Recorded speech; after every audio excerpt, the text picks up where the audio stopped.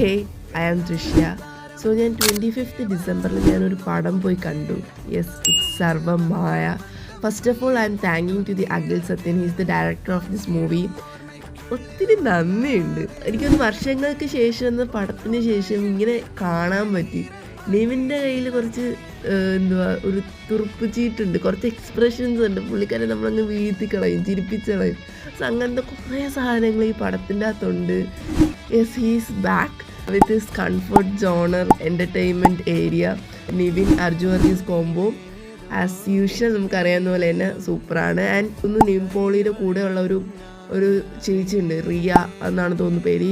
She's A producer. And എനിക്ക് തോന്നി രണ്ടാമത്തെ പടമാണെന്ന് തോന്നുന്നു ചേച്ചിയുടെ. കിഡിലം acting and she's voice modulation was super.